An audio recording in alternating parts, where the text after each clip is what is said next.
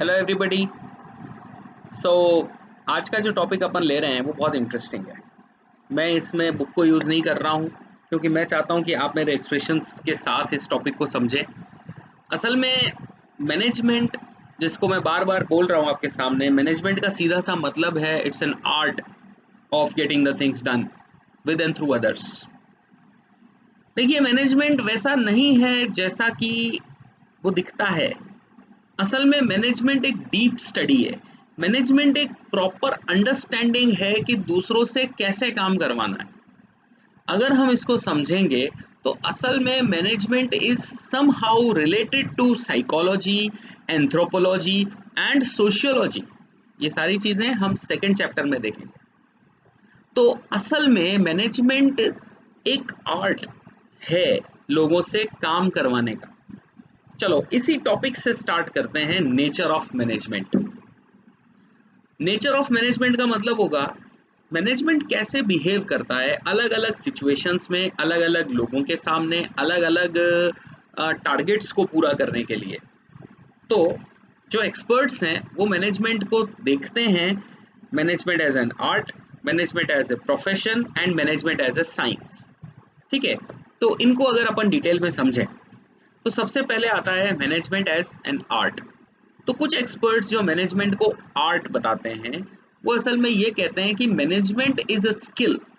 Management एक ऐसा skill है, एक ऐसा टैलेंट है जो शायद हर किसी के पास होता नहीं है, लेकिन उसको डेवलप किया जा सकता है, नो डाउट।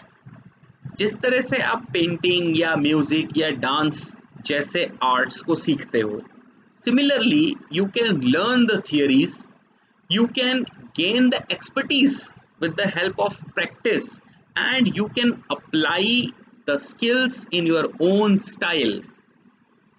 जैसे एक सॉन्ग गाया कैलाश खेर ने बहुत हाई पिच पे सूफी स्टाइल में। सेम सॉन्ग को गाया जावेद अली ने थोड़ा सा कूल स्टाइल में।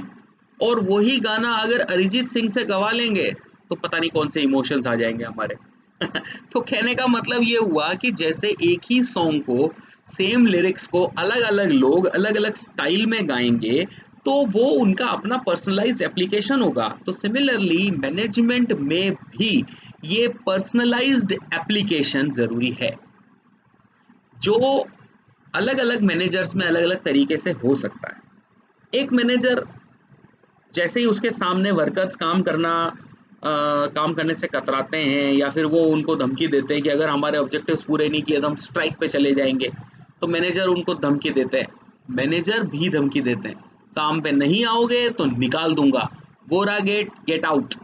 तो इतना रूडली बात किया मैनेजर ने, वर्कर को लगा यार ये तो सुनने वाले नहीं है, तो वर्कर डर के मारे काम पे आ गए।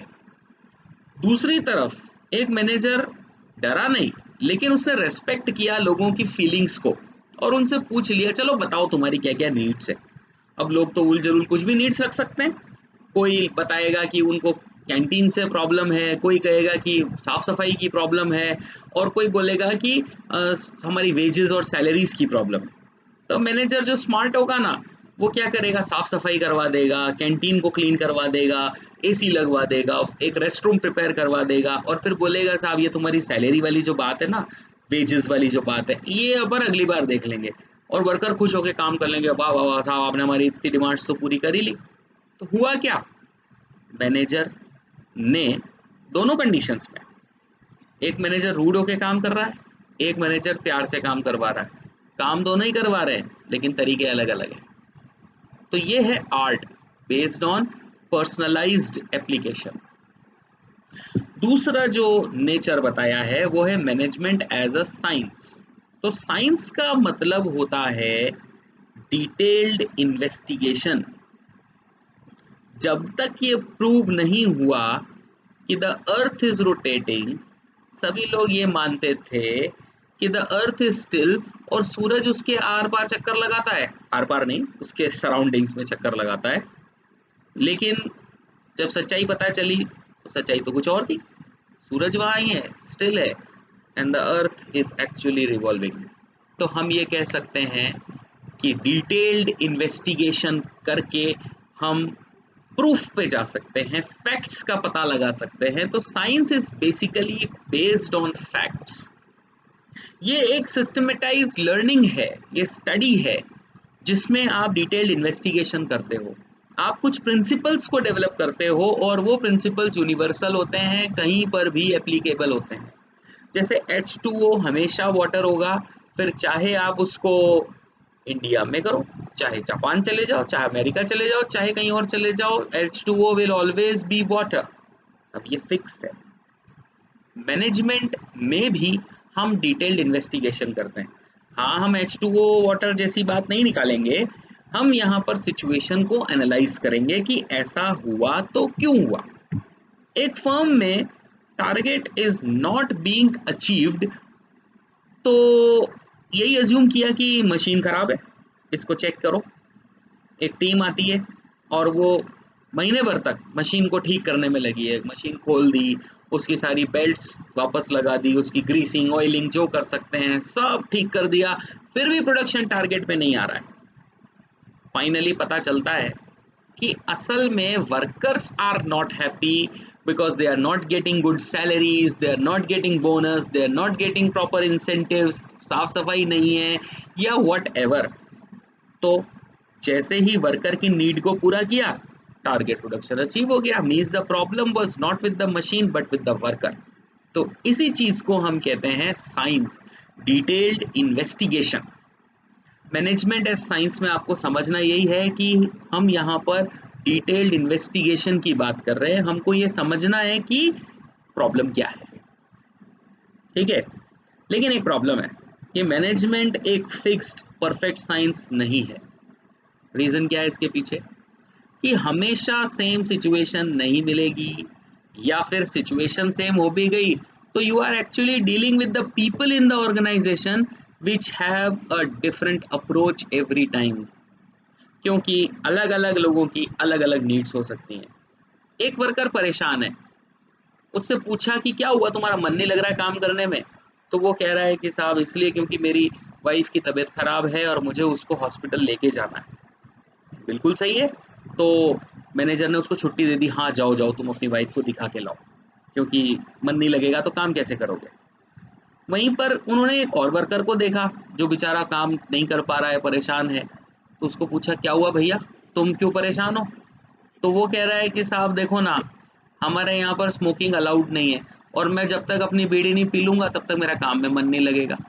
अब देखिए, दो वर्कर दोनों ही काम नहीं कर पा रहे, लेकिन दोनों के मोटिवेशन फैक्टर अलग अलग है। एक जने को बीड़ी पीनी है, एक जने को वाइफ को चेकअप कराना है, तो सिचुएशन अलग हो गई। हम इसी चीज को कहते हैं कि management is an imperfect science, यानी कि आप सॉल्यूशन नहीं ढूंढ पाओगे। आपको हर बार, मेरे कहने का मतलब, आप हर बार एक ही सॉल्यूशन को अप्लाई नहीं कर पाओगे। आप प्रॉब्लम ढूंढ सकते हो, आप प्रॉब्लम के रूट तक जा सकते हो, लेकिन आपको एग्जैक्ट सॉल्यूशन हमेशा मिलेगा इसकी गारंटी नहीं है। तो मैनेजमेंट साइंस तो है लेकिन अधूरा, इम्परफेक्ट, इनएग्जैक्ट, और हम इसको सोशल साइंस भी कहते हैं क्योंकि it deals with the human behaviour. तीसरा जो नेचर आता है वो है मैनेजमेंट एज ए प्रोफेशन। अब यहाँ पर बच्चे अक्सर गड़बड़ कर जाते हैं, लेकिन कीवर्ड्स को अगर देखोगे तो दिक्कत नहीं आएगी। सबसे पहले प्रोफेशन क्या होता है? तो profession is actually we can say an occupation, जिसमें आपने सिस्टमेटिक स्टडी की हुई है, आपने नॉलेज गेन किया है, आपने डिग्री ली है। जैसे मान लो एक डॉक्टर MBBS या MD ऐसा कोई कोर्स करके आते हैं, फिर डॉक्टर बनते हैं। लॉयर LLB करके आते हैं, उसके बाद में वो लॉयर बनते हैं। फिर वो एक एसोसिएशन का पार्ट बन जाते हैं। जैसे bar council of India lawyers की एसोसिएशन है, तो वो एसोसिएशन उनको कोड ऑफ कंडक्ट प्रोवाइड करती है कि कौन सी सिचुएशन में क्या करना है, उनको किस कोड कहना चाहिए, किस तरह की लैंग्वेज यूज करनी है। आपने कभी देखा होगा डॉक्टर्स का एक स्टाइल होता है लिखने का, जो हम पेशेंट्स नहीं समझ पाते, लेकिन जब दूसरा डॉक्टर देखता है तो वो समझ जाते हैं कि अरे प्रॉब्लम क्या है, क्योंकि उन्होंने वो जो कोड्स लिखे हुए हैं, उन्होंने वो जो लैंग्वेज यूज करी है, हम इसी को कोड ऑफ कंडक्ट कहते हैं, जो कि उनको ऑर्गेनाइजेशन से यानी उस एसोसिएशन से मिली है। जो भी उनकी डॉक्टर्स की या सेम लॉयर्स की भी एसोसिएशन हो सकती है। और एक प्रोफेशनल पर्सन का जो मेन ऑब्जेक्टिव होता है वो होता है सर्व करना, सोसाइटी की सेवा करना। तो simply we can say management में ये सारे फीचर्स बाय डिफॉल्ट हैं। कैसे?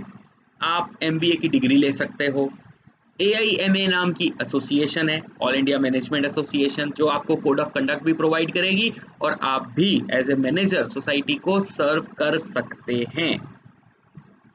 हुआ ना मैनेजमेंट एक प्रोफेशन। लेकिन एक बात आती है कि रेस्ट्रिक्टेड एंट्री मैनेजमेंट में नहीं है। What is restricted entry?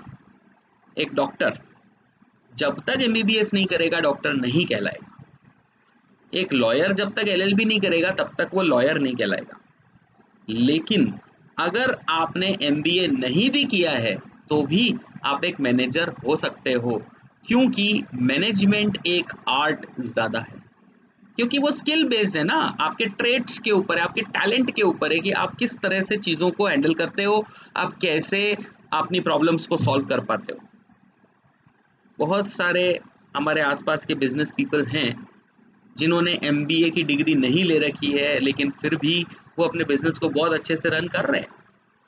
तो असल में दो तरह के प्रोफेशन होते हैं, एक होता है अक्वायर्ड और एक होता है इनहेरिटेड।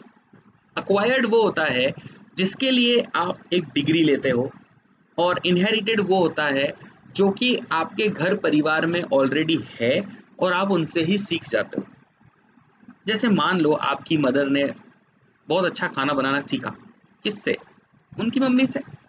उन्होंने किससे सीखा? उनकी मम्मी से। तो ये इनहेरिटेड टैलेंट है जो मदर्स को उनके मदर्स से मिलता रहा है, generation to generation pass on हो रहा है। लेकिन अगर मान लो आपका मन कर जाए कि आपको भी अच्छा खाना बनाना सीखना है और वो भी ऐसा जो मम्मी बनाती है उससे भी अलग, तो आप क्या करोगे? आप एक डिग्री कोर्स करोगे, आप एक शेफ बन जाओगे। तो आपने क्या किया? इनहेरिटेड से एक्वायर्ड की तरफ चले गए। तो मैनेजमेंट भी इनहेरिटेड हो सकता है और एक्वायर्ड भी हो सकता है। इनहेरिटेड कैसे? क्योंकि आप अपने घर में जो भी बिजनेस पीपल हैं उनके घरों में इस तरह की बातें होती हैं, पेरेंट्स बैठ कर के बिजनेस की बातें करते हैं, पिताजी, चाचा जी, दादाजी, कभी कभी मामा जी भी आ जाते हैं और बिजनेस की बातें करते हैं, तो बच्चे सुनते हैं और सीख जाते हैं। और दूसरी तरफ जो लोग मैनेजमेंट सीखना चाहते हैं, भले ही उनके घर में मान लो एक डॉक्टर है और उनका बेटा मैनेजमेंट सीखना चाहता है, तो वो जाके एमबीए का कोर्स कर लेगा, तो ये हो गया अक्वायर्ड। तो इस तरह के मिले जुले फीचर्स होने के कारण मैनेजमेंट को हम फुल फ्लेजेड प्रोफेशन नहीं कह सकते। एक और इंटरेस्टिंग बात है कि एज अ प्रोफेशन सिर्फ अमेरिका और जापान में ही मैनेजमेंट को प्रोफेशन की जो वैल्यू है वो मिलती है। यानी कि management is recognised as a profession in America and Japan but not in India. India में जो एआईएमए है वो सिर्फ अपने मेंबर्स के लिए ही कोड ऑफ कंडक्ट प्रोवाइड कर सकता है, लेकिन जो उसका मेंबर नहीं है वो उनके लिए कोड ऑफ कंडक्ट प्रोवाइड नहीं कर सकता, क्योंकि एआईएमए में मेंबर बनना कंपलसरी नहीं है। डॉक्टर और लॉयर में अपनी अपनी एसोसिएशन का मेंबर बनना कंपलसरी है। इसीलिए अगर कोई डॉक्टर गड़बड़ करेगा या कोई लॉयर गड़बड़ करेगा तो उनके एसोसिएशंस उनके खिलाफ एक्शन ले सकते हैं, लेकिन अगर एक मैनेजर जो कि एआईएमए का मेंबर नहीं है अगर कोई गड़बड़ करेगा तो एआईएमए उसके खिलाफ एक्शन नहीं ले सकता है। So in simple terms, management is a profession but not a full fledged profession. अगर हम तीनों की बात करें तो मैनेजमेंट आर्ट है पूरी तरह से, मैनेजमेंट साइंस है लेकिन अधूरा, और मैनेजमेंट प्रोफेशन है लेकिन कंप्लीट नहीं है। तो अगर ऐसा कोई क्वेश्चन आता है कि मैनेजमेंट साइंस है या आर्ट है या दोनों है, तो आप लिखोगे management is both science and art, लेकिन प्रोफेशन में आप हमेशा नो लगाना। Okay, thank you so much.